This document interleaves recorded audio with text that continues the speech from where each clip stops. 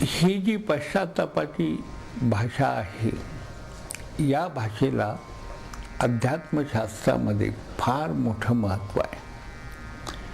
हे महत्त्व अशासाठी आहे, माणसाच्या हातून चुका होतात, वृत्तींच्या उद्रेकामुळं वेगवेगळ्या अशा प्रकारच्या भावना होतात, त्यानंतर बुद्धिभेद होतो, विवेक बाजूला सारला जातो, मानसिक संतुलन राहत नाही आणि त्यातून झालेले जे प्रमाद असतात, त्या प्रमादामुळं काय घडून येईल याची जाणीव असत नाही आणि ती जाणीव या दोन ब्राह्मणांना नव्हती म्हणावं लागेल. कारण सगळ्या काही ज्या चुकीच्या गोष्टी होत्या त्या त्यांच्या हातून झालेल्या होत्या आणि त्या गोष्टीला म्हणजे शापाला कारणीभूत या गोष्टी सगळ्या होत्या. त्यामुळं भगवान नरसिंह सरस्वतींचा जो शाप आहे, त्या शापाचा स्वीकार ते करोत अथवा न करू, जेव्हा शाप दिला जातो तेव्हा एखाद्यानं तो स्वीकारायला हवा असं नाही. शाप हा शापच आहे. एखादं शस्त्र जसं अंगामध्ये घुसतं तसा शाप सुद्धा आत्म्याला जाऊन झगडतो. किंबहुना मनाच्या इतक्या सूक्ष्म स्तरापर्यंत जाऊन पोचतो की तिथनं मनातनं तो काढून टाकणं हे फार अवघड होऊन जातं. हा तर जगद्गुरूंचा शाप होता आणि जगद्गुरूंचा शाप, त्या शापाची ताकद इतकी होती की सप्तलोक, सप्तपाता, सप्त स्वर्ग सगळं काही हलवून टाकण्याचं सामर्थ्य त्यांच्या शापामध्ये होतं. तेव्हा त्या शापाचा स्वीकार या ब्राह्मणांना करावाच लागला आणि तो जसा प्रगट झाला तसं यांची आत्मशक्ती जी या ब्राह्मणांची होती ही संपूर्ण नाहीशी झाली आणि ते लोळे पांगळे झाल्यासारखे झाले, लोळायला लागले. लोळले का तर शरणागत अवस्था जी आहे ती प्रगट करायला शब्द नव्हते म्हणून लोळले. अवस्था प्रगट करण्यासाठी सुद्धा योग्य वेळी योग्य ते शब्द सापडावे लागतात आणि शब्द जर का सापडेनासे झाले तर मग शरीर बोलायला लागते. त्यासाठी त्यांनी लोळण घेतलेली आहे आणि ही लोळण घेतल्यावर महाराज हे कसे आहेत, करुणा सिंधू आहेत, भक्तवत्सल आहेत. लोळण घेतली हा एक भक्तीचा प्रकारच आहे. मग ती भक्ती खऱ्या अर्थानं अंतःकरणामध्ये उदित झालेली असो अथवा नसो, पण अंशात्मक भक्ती का होईना त्यांच्या त्या लोळण घेण्यातून प्रगट होत होती आणि सद्गुरू नाथ महाराजांचे जे भक्तवात्सल्य आहे ते एका वेगळ्या पद्धतीनं सुंदर रीतीनं प्रगट झालं. आधीच त्यांची वाणी ही मृदुवाणी आहे. बोलण्याची त्यांची पद्धत जी आहे ती पद्धत मेघ गंभीर वाणीप्रमाणे कार्यरत होत असे. बोलताना सुद्धा असं वाटायचं की जणू काही प्रेम हे प्रवाह रूपानं, सुंदर अशा प्रवाह रूपानं प्रगट व्हायला लागलेलं आहे. महाराजांना त्यांच्याकडे बघितल्यावर करुणा आली. त्यांना सांगितलं त्यांनी की आपण जावा, गंगेवर जावा आणि तिथं ब्रह्मराक्षस होऊन 12 वर्षापर्यंत बसा. पहा, शापवाणी उद्गारलेली आहे आणि पुन्हा कोणती स्थिती भोगा हेही सांगितलेलं आहे. ब्रह्मराक्षस हा शब्द आपण पुष्कळ वेळा आपल्या ऐकिवात असतो, पण ब्रह्मराक्षस हा शब्द का अस्तित्वात आला, या शब्दाचं महत्त्व काय आहे किंवा नेमकेपणानं ब्रह्मराक्षस ही स्थिती कशी प्राप्त होते, याच्यावर साधनेच्या माध्यमातून जेव्हा आपण विचार करतो तेव्हा असं म्हणायला काही हरकत नाही. ब्रह्मराक्षसाच्या ठिकाणी सुद्धा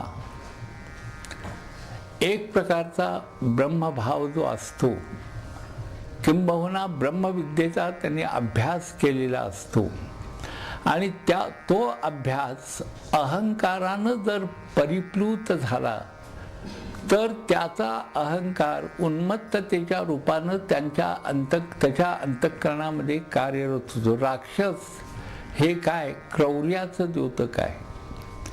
म्हणजे त्या विद्येमुळं विनयशीलता जी यायला हवी. विद्या विनयेन शोभते असं म्हटलेलं आहे. विनयेन शोभते याचा अर्थ असा आहे, जर खरोखर विद्या असेल, आत्मविद्या असेल, तर आत्मविद्येचा जो अधिकारी आहे त्याच्या ठिकाणी अशा प्रकारचा विनय असतो की त्याच्या सहवासात गेल्यानंतर संभाषण करायची सुद्धा गरज लागत नाही. तर असाच विनय प्रगट होत राहतो की जो विनय केवळ त्याच्याकडे पाहिल्यानंतर जाणवत राहतो आणि तो अंतःकरणाला, हृदयाला स्पर्श करतो आणि पाहणाऱ्याच्या सुद्धा नजरेला नम्रता त्याची जाणवते आणि पाहणाराही नम्रता ती अनुभवतो आणि स्वतः नम्र होऊन जातो. असं त्या विनयाचं महात्म्य आहे. तेव्हा गुरु महाराजांनी जेव्हा सांगितलं की ब्रह्मराक्षस होऊन जा, तेव्हा काय झालं असेल याचा आपण विचार करा. ग्रंथातल्या गोष्टी थोड्या बाजूला ठेवूया आपण. अगदी गुरुचैत्य झालं तरी सुद्धा काय आहे, आपण जसजसं ते वाचत जातो त्याचा अभ्यास होत जातो. अभ्यास म्हणजे केवळ बुद्धितत्वानं कार्य करता कामा नये. तर अभ्यास म्हणजे काय आहे, तर आपल्या मनाचे आपल्या चार स्तर जे आहेत, मन, बुद्धी, चित्त आणि अहंकार, या चारही स्तरापर्यंत ज्ञान जेव्हा ठिबकत राहतं सतत आणि ते संपूर्ण शरीरामध्ये पसरतं, तेव्हा त्या ज्ञानाची जाणीव होत राहते. सद्गुरुनाथ महाराजांनी त्यांना ब्रह्मराक्षस व्हा असं सांगितल्यावर त्यांनी स्वाभाविकपणे तशाही अवस्थेमध्ये त्यांना प्रार्थना केली, विनंती केली. हा शब्द गैर आहे.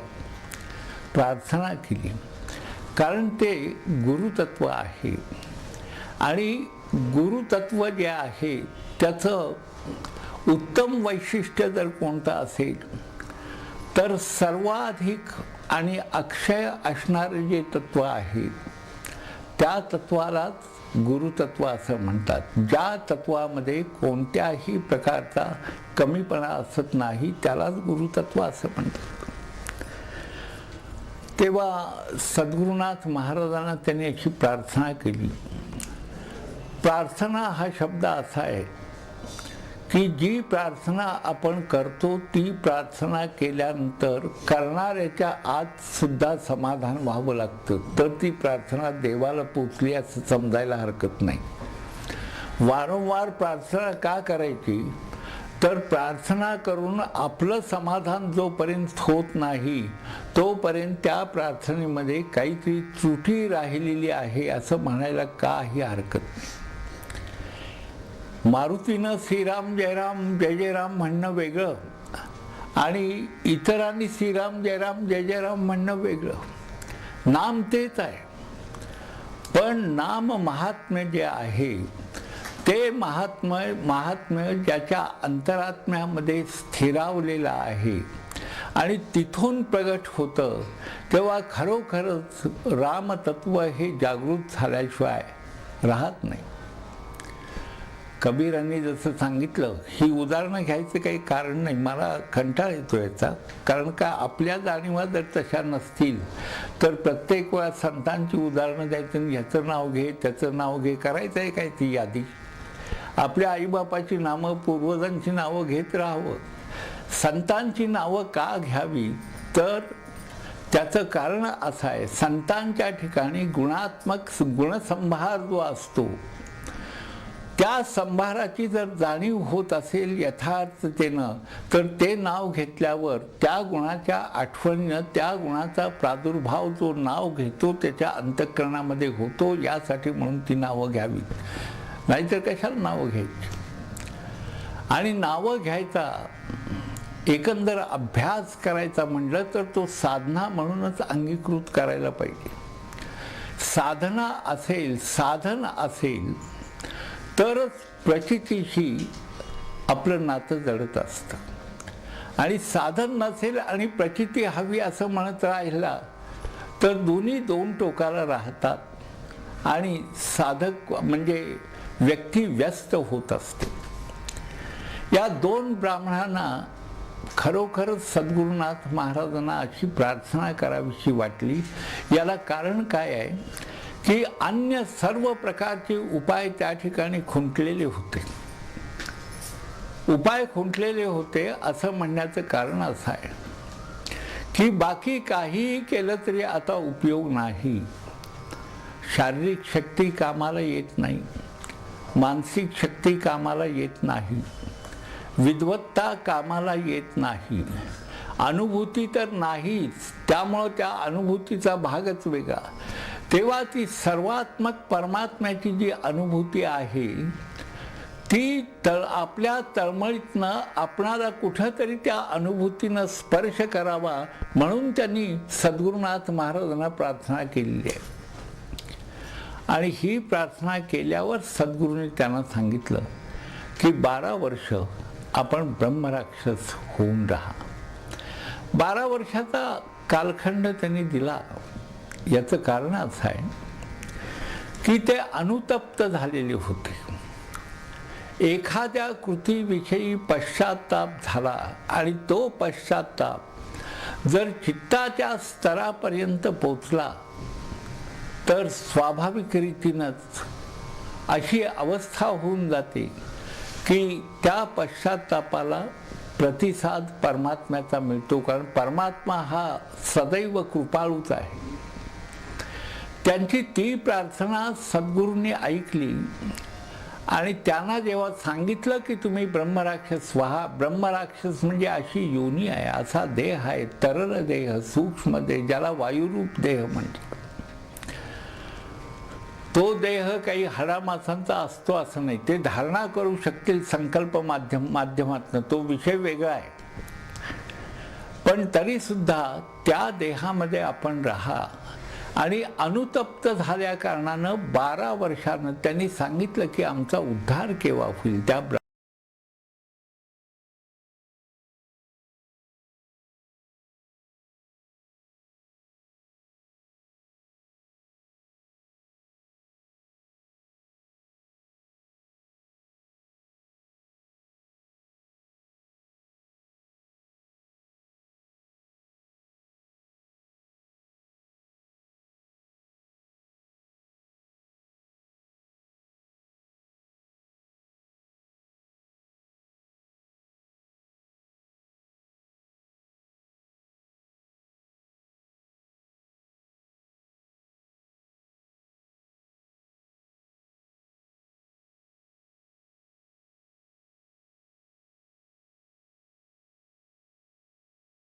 ब्राह्मणाने विचारलं सद्गुरुनाथ महाराजांना की ही अवस्था आम्हाला भोगणं तर प्राप्त झालेला आहे, पण या अवस्थेतून आमचा उद्धार केव्हा होईल. तेव्हा सद्गुरूंनी त्यांना सांगितलं शुक्ल नारायणाचा पहिला भाग म्हणत राहा. आणि 12 वर्ष तो म्हणत राहिल्यानंतर काय होईल तर आपल्या चित्तावर जी विविध अशा प्रकारची पुटं चढलेली होती आणि त्या पुटांच्यामुळं आपण कर्मप्रवृत्त दुष्कर्म प्रवृत्त झालेला होता ती बाजूला होतील आणि नंतर थोडीफार का होईना चित्तशुद्धी होईल. चित्तशुद्धी झाल्यावर तुम्ही योग्य अशा प्रकारच्या देहाला लायक झाल्यावर, गतीला लायक झाल्यानंतर मग एक अशी व्यक्ती फिरत फिरत येईल आणि ते दुसरं वाक्य आपल्याला सांगेल आणि आपण मुक्त व्हाल. इथं फार मोठं विज्ञान आहे. ते विज्ञान असं आहे की अलौकिक अशा शक्तींशी संबंध येण्यासाठी तेवढी सूक्ष्मताही आपल्या ठिकाणी निर्माण व्हावी लागते. ही सूक्ष्मता निर्माण होत असताना जे विविध अशा प्रकारचे विकल्प कार्यरत होत असतात, त्या विकल्पांना दग्ध करण्यासाठी म्हणून काही कालखंड आवश्यक असतो. हा कालखंड सद्गुरुनाथ महाराजांनी 12 वर्षाचाच दिलेला होता त्यांना. खरं म्हटल्यावर हजारो वर्ष ते त्या अवस्थेत खितपट पडले असते. पण सद्गुरू हे किती कृपाळू आहेत, किती प्रेमळ आहेत, याचा प्रत्यय आपणाला यातून येईल. खरोखर हे प्रवचन जे ऐकतात त्यांनी 12 वर्ष रोज 20 मिनिटं 25 मिनिटं जर नियमानं ध्यान केलं तर जगातल्या कुठल्याही ज्योतिषाकडे किंवा कुणाकडे त्याला जायची आवश्यकताच राहणार नाही. त्याच्या ठिकाणीच परमात्मा येईल. करून बघा. हा प्रयोग मनुष्याने करून बघावा. पण आपणाला काय असतं, साधं एखादं कापड घ्यायला जरी बाजारात गेलं तरी दुसऱ्या कोणाला ते घेऊन जावं असं वाटतं, कारण आपलं मतच आपल्याला नसतं. आपणच आपल्यावर प्रसन्न नसताना देवाला प्रसन्न हो असं म्हणणं कसं, आणि तो प्रसन्न कसा होणार. म्हणून ज्ञानेश्वर माऊलीने जे आपल्याला आश्वासन दिलेलं आहे, हृदयी तरी स्वयंभूचे असे. सद्गुरूंच्या मुखातनं ते प्रगट होताना जाणवतं, पण हृदयी तरी स्वयंभूचे असे, आणि तुझ्यातच ते आहे. तर ती जाणीव घेण्यासाठी म्हणून साधना आहे. साधना जर अंगीकृत केली तर ती साधना निश्चित मनुष्याला प्रगत अवस्थेप्रत नेल्याशिवाय राहणार नाही, कोणतीही विद्या असो. त्यासाठी म्हणून काही कालखंड हा आवश्यक असतो. भौतिक विद्या शिकताना का होईना मनुष्याला पुष्कळ प्रयत्नशील राहावं लागतं, आणि त्या शिकतानाही काही कालखंडाला तोंड द्यावं लागतं. या ठिकाणी सद्गुरूंनी 12 वर्षाचा कालखंड त्या 2 ब्राह्मणांना दिला. त्याचं कारण असं आहे की त्या 12 वर्षामध्ये काही का असेना त्यांनी वेदांचा अभ्यास केलेला होता. वेदावरती चर्चा किंवा वाद करायला प्रवृत्त झालेले होते, पण अभ्यास झालेला होता. वेदोच्चार या ना त्या कारणाने झाले, चुकून का होईना झालेला होता. चुकून म्हणा किंवा अभिनिवेशातनं म्हणा किंवा हेतुतः म्हणा, जयासाठी म्हणा, काहीतरी कारणासाठी वेदोच्चार त्यांच्याकडनं झालेला होता. ती पुण्याही त्यांच्या कामाला आली. जगद्गुरूंचं देणं असं असतं की ज्या देण्यामध्ये कोणत्याही प्रकारची उणीव असत नाही. जे दिल्यामुळं मनुष्य संपन्न होतो, त्याचं आत्मकल्याण होतं.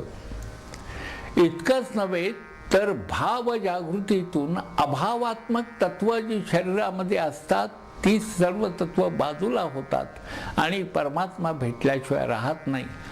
हा तर भगवंताचा, स्वामी महाराजांचा आशीर्वाद आहे. पहा, तुम्ही एकदा शाप दिला 12 वर्ष ब्रह्मराक्षस व्हाल म्हणून, आणि दुसरा आशीर्वाद आपोआपच त्यांच्या प्रेमळपणातून बाहेर पडलेला आहे की 12 वर्षानं एक ब्राह्मण एक तुमच्याकडे फिरत येईल आणि ते दुसरं वाक्य आपणाला सांगेल. त्या वाक्यांचा अर्थ इथं विशद करत नाही, आणि ते सांगितल्यानंतर आपलं कल्याण होईल. आपण पहा, शापावर पुन्हा आशीर्वादाची प्रक्रिया झालेली आहे. म्हणजे ते 2 ब्राह्मण जे आहेत ते खरोखर भाग्यवंत असंच आपणाला म्हणायला हवं. आणि मग ते गेले गंगेच्या काठी, आणि त्या ठिकाणी ते दूषित झालेलं जे शरीर आहे ते शरीर त्यांनी त्यागलेलं आहे. त्या शरीराचा त्याग करताना सुद्धा विलक्षण वेदनामय अवस्था त्यांना अनुभवावी लागते. या अवस्थेला कारक त्यांचं कर्मच होतं, आणि त्या कर्मामुळं ही अवस्था अनुभवायला लागली आणि त्यांनी शरीराचा तिथं त्याग केला. इथं गुरुचरित्रातला जो 27वा अध्याय आहे, हा अध्याय संपतो. अध्याय संपतो म्हणजे काय? अध्याय या शब्दाचा अर्थ बाकी कोणी कसाही करू, पण अध्याय या शब्दाचा अर्थ जो स्फुरतो तो असा की स्वरूपाकडं नेण्यासाठी जो मदत करतो त्यालाच अध्याय असं म्हणतात. म्हणून आम्ही अध्याय या शब्दाचा अर्थ स्वरूपाची जाणीव ज्या माध्यमातून दिली जाते त्या अक्षर योजनेला, त्या नियोजनाला अध्याय असं म्हणतो. 26वा अध्याय, आपला 27वा अध्याय या ठिकाणी संपलेला आहे. त्या दोन्ही ब्राह्मणांना सद्गुरूंनी एक प्रकारे मुक्तीच दिलेली आहे. शापही दिला आणि उद्धारही झाला. म्हणजे शापाचंच उद्धाराची बीजं घालून म्हणजे चॉकलेटमध्ये किंवा गोळीमध्ये आणखी काहीतरी कल्याणकारी अशा प्रकारचं तत्त्व त्यांनी त्यात उपयोजित केलं आणि ती गोळी त्यांना दिली आणि ते 2 ब्राह्मण गेलेले आहेत. आता आपण विचार करा, त्या ठिकाणी त्रिविक्रम भारती होते. गाणगापुरातला काही साधक वर्गही तिथं असला पाहिजे. सद्गुरुनाथ महाराजांचे शिष्यही तिथं असले पाहिजेत. सद्गुरूंच्या त्यावेळच्या चेहऱ्याचं जर आपण सर्वसाधारणतः विचार केला, शरीराचा जर विचार केला तर अनंत कोटी सूर्याप्रमाणे शीतल अशा प्रकारचं तेजही त्या ठिकाणी त्या तेजानं वास्तव्य केलं असलं पाहिजे. आपणाला सांगतो, ही कथा ज्या झाडांनी ऐकली, ज्या दगडांनी ऐकली, ज्या स्वामी महाराजांच्या मठांनी ऐकली, ज्या पशुपक्ष्यांनी ऐकली, त्या सर्वांचाच उद्धार झालेला आहे. केवळ या 2 ब्राह्मणांचा उद्धार झाला असं म्हणून आपणाला चालणार नाही. आणि ही कथा अजूनही गाणगापुरामध्ये जेव्हा गुरुचरित्र ठिकठिकाणी वाचलं जातं आणि ही कथा जेव्हा प्रगट होत राहते तेव्हा खरोखर सद्गुरूंचं महात्म्य किती अपरंपार आहे आणि ते महात्म्य कसं संजीवक आहे याची जाणीव झाल्याशिवाय राहत नाही. गुरु महाराजांचं जे अपूर्व तेज आहे, त्या अपूर्व तेजाचा आविष्कार त्या गाणगाभवनात त्यावेळा झालेला होता आणि त्या तेजात त्या ठिकाणी असलेले सर्वच प्रगट गुप्त सर्व काही जीव न्हावून निघालेले आहेत. आणि नंतर जी घटना झाली त्याचा विचार आपण पुढच्या प्रवचनामध्ये करायचा आहे. सद्गुरुनाथ महाराज की जय. श्री गुरुदेव दत्त.